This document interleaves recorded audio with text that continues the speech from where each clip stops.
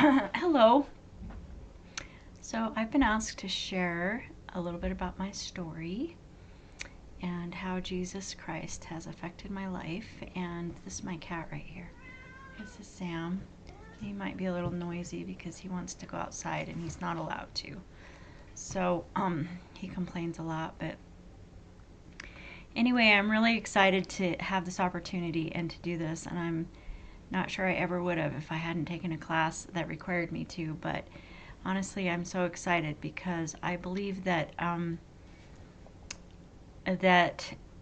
what's happened to me is life changing and really even world changing. And the information that or the story that I want to tell you is something that can ultimately change the whole world. So that's pretty exciting.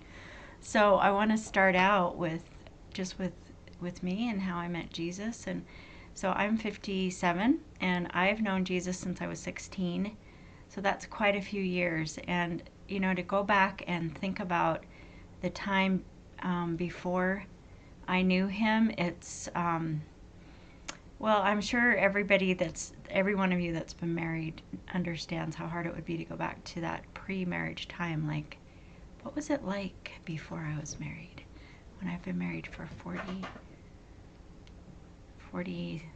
some years. So, but the fact of the matter is that my life before Jesus was pretty bad. It was not a happy life, and there were a lot of reasons for it. I was a pretty lonely kid. My stepmother was um, uh, just emotionally not very healthy. And what happened is I never really knew what I was going to wake up to or what I was going to come home to. And what that did to me is it caused a lot of fear. And fear was something that I lived with all the time. So loneliness and fear kind of are the descriptions of my life growing up. And so the good news is that Jesus was pursuing me the whole time, just like he pursues everybody. And he has a destiny and a calling for every single person. We're born with that. We're born with a destiny and a calling from heaven. And we're not really happy until we find out what that is and are actually pursuing that. So, anyway, back to me. When I was 16, I was introduced to Jesus, and I had an incredible experience when I first received him. It was a going from darkness into light. I was really headed and on the verge of getting into some really bad things. I mean, suicide was something I thought about, alcohol, sex, just some really bad things that would have been very destructive and would have changed the course of my life if I had gotten into them. But God intersected my life with his life, and and the first thing that happened when I received Jesus Christ was the fear left me, and it was replaced by just an amazing amount of love and peace. As a matter of fact, it was so much love and peace that I didn't know what to do with it. I was overwhelmed by it. And actually, it's called a first love experience that I had with him. And so for the next 42 years, I've been pursuing a relationship with him, and I've been learning more about him and learning more about who I am and what my identity is as his child. And my life has been, there's been ups and downs with that. But God has always been faithful to me, always. And my relationship with him just continues to grow in intimacy and, I believe impact, because he lives inside of me, and it's through his love that I am able to impact the world. So that's very exciting. And what I'd like to do is I would like to share the gospel with you, because the gospel is what can change this world. And what I see in the world right now is I see a great deal of hopelessness and loneliness and despair and confusion and anger. And this was never what God ever intended when he created mankind. And I want to tell you what he did intend when he created mankind. And I want to tell you what his plan is for bringing us back to a place of peace and joy and love. So the gospel story, the gospel just means good news, and it is a love story because God is love. And love, the reason that God made mankind is because he wanted a family to love. Because see, love isn't it needs somebody to love. You know, it needs a recipient. It needs to be reciprocated. It needs to be enjoyed. You know what I mean? And so that's why God made mankind, just for that reason. He didn't want a servant. He didn't want an army. He just wanted a family. And so he made mankind in his own image. And, you know, one thing that's incredibly unique about us is that we are capable of feeling the love of God. We have that capacity about us.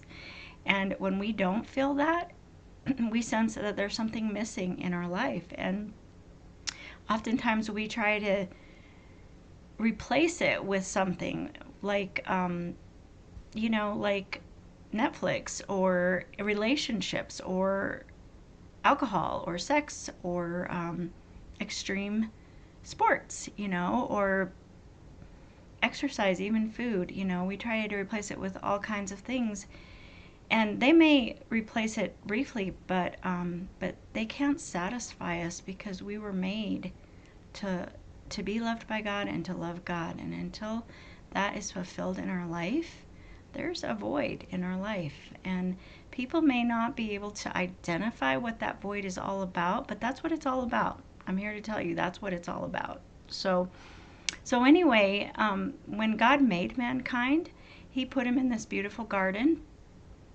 and he took great care of them. He made sure that all of their needs were met. I mean, they were loved. They never knew hunger. They never knew pain or sickness or disease. They never suffered. They were always connected to God. They always felt safe. And that's the way it was in the garden until one day when they decided that they wanted to kind of rule the world the way that they wanted to do it. And what they did is they ate from the tree of the knowledge of good and evil. And when they did that, they had the capacity, they gained the capacity to be independent from God and to make their own decisions about what was right or wrong or good or bad. And what happened is they gained the capacity for judgment, and they became alienated from God for the first time. For the first time, they felt alone. They felt separated from God.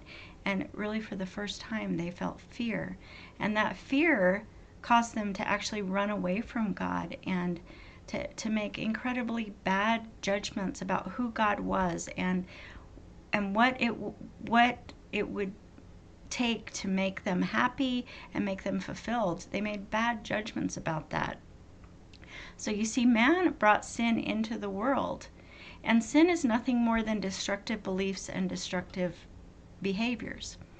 And man was never equipped to deal with sin. Man was equipped to deal with love. So when sin came in, which brought pain and suffering and sorrow and heartache and sickness and disease and ultimately death, when that came into the world, you know, we were not equipped to be able to handle it.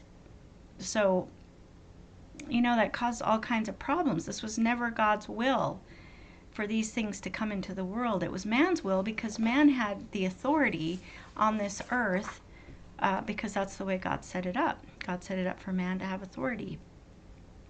So what man decides to do, that's what happens here. So the other consequence of this decision that man made was that his nature was changed, and everyone that was born after him was now a sin nature. And when you have a sin nature, you can't help but sin. You know, you don't have really any other, you can't help it. And you know, we actually see that in our kids because we don't train them, we don't teach them to disobey or to lie. It's something that's innate in them, and that is a manifestation of the sin nature.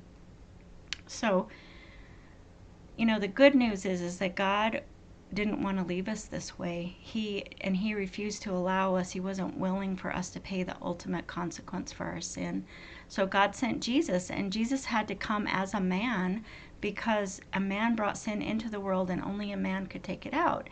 And because God had given authority to man, Jesus had to come as a man to the world. And so Jesus lived a sinless life. And then at the end of his life, he was crucified. He was put on a cross to die. And while he was on that cross, God put all of the sins of the whole entire world onto him and punished him. Jesus took our punishment, the punishment that we deserved, so that we would never have to pay that price. And then he went to hell. He went to hell so that we would never have to go to hell. And Jesus died so that we don't ultimately have to die. And, if you want to know more about that, I'll explain that later. But we don't have to die. So the weight of sin of the whole world, past, present, and future, went onto Jesus and kept him in the grave until he believed God. And the Spirit of righteousness came down on him and raised him up from the dead. And what happened is he purchased, for us, he brought that righteousness up for us, because he had identified with us in sin, he was the first one risen as this new man, and we are also in him as that new man. It's a mystical thing that happened. And so what happened is Jesus purchased this righteousness, and all righteousness is right standing with God. He purchased that for us. So there's nothing we can do to earn it. All we can do is receive it as a free gift. And the good news is that we can't earn it. So we got to stop trying to earn it. We can't be good enough. We can't earn this gift. We can just receive it. So anyway, he was raised from the dead, and he obtained this righteousness for us. And not only that, but he obtained all the promises of God for us. And so much that it's more than I can talk about right now. But he obtained so many wonderful things for us during that transaction that happened when he was risen. And, so the question is, how do you receive that? How do you receive this gift? And the good news is like I said, there's nothing you can do to receive it. There's only two things that you have to do, and one of them is to believe that he was raised from the dead, that he did conquer the grave, that he conquered hell, that he conquered sin, and that he was raised from the dead. And the second is to confess with your mouth that you want him to be your Lord. And what does that mean exactly? It means that you're going to acknowledge that he is, you trust him, that you want to follow him, that you want to live life the way that he created us to live life. And that's with fullness and peace and joy. So who wouldn't want that?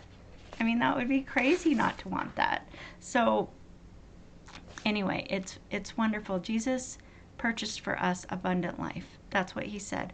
I come to give you life and life abundantly. And there's no requirement from us except to believe and confess, and then we're saved. And saved that word means that we're healed, we're delivered, we're blessed, we're prosperous, we're protected, we're made whole, and we're set apart. And the other thing that happens when you pray that prayer, because that's a prayer, is there's another spiritual transaction that takes place. And your old nature, your sin nature that you were born with, it dies. And you're given a brand new nature. And this nature is connected to God. And so you have the same relationship with God that mankind had in the garden. And that is the too good to be true news. So that's the gospel, and that's the love story. And I'm just so grateful that you listened to me. It just meant the world to me. Bless you. Bye.